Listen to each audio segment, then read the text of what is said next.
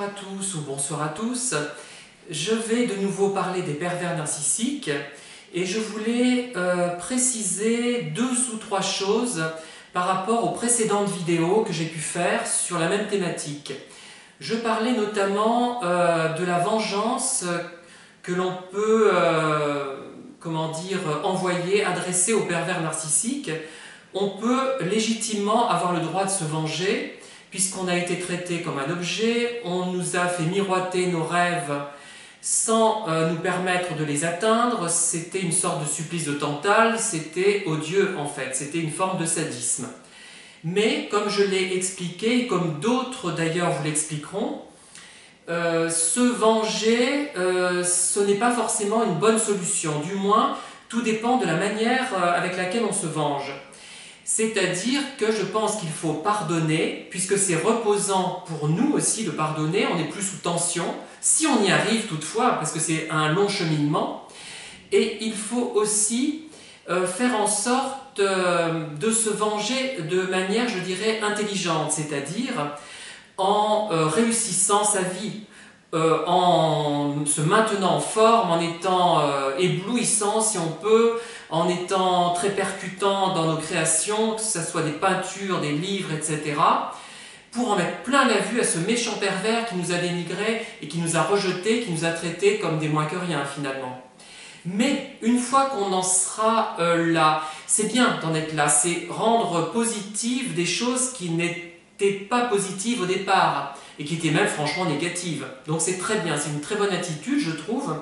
Cependant, la meilleure attitude consisterait à ne plus se préoccuper de ce que peut penser le pervers narcissique en fait. Évidemment, ce n'est plus facile à dire qu'à faire. Donc moi j'ai horreur des gens qui vous disent « fais ci ou fais ça ». Ça part d'une bonne intention malgré tout, hein. Je ne leur en veux pas vraiment, mais ça peut agacer. On le sait bien qu'il ne faut plus y penser à ce pervers au bout d'un moment. Pas au début, mais au bout d'un moment, on comprend. Mais on n'y arrive pas. Bah, c'est comme ça. Et au bout d'un long cheminement, on finira par ne plus y penser, du moins par ne plus y penser de façon négative, car contrairement aux pervers narcissiques, nous avons la capacité, nous, de faire notre deuil des mauvais moments. Et heureusement, c'est un avantage, alors qu'eux n'oublient pas.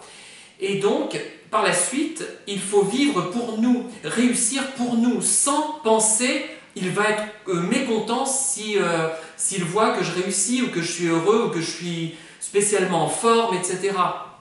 Donc là, c'est l'idéal, évidemment. La motivation sera plus intrinsèque au lieu d'être extrinsèque, c'est-à-dire dirigée, enfin, oui, en quelque sorte dirigée vers le pervers narcissique. Alors, je précise aussi que je parle de femmes et d'hommes, même si, dans mon cas, dans le cas qui me concerne, j'ai rencontré davantage d'éléments masculins que d'éléments féminins. Voilà, donc essayons, si nous pouvons, hein, avec du temps, il faudra du temps forcément, d'oublier ces gens et de réussir notre vie pour nous. Et de nous faire confiance évidemment, hein. Mais c'est plus facile à dire qu'à faire, hein, je vous l'assure, j'en sais quelque chose, donc je ne vais pas m'attarder davantage et je vous souhaite soit une bonne journée, soit une bonne soirée. Tout dépend à l'heure à laquelle vous regarderez cette vidéo. Je vous remercie encore.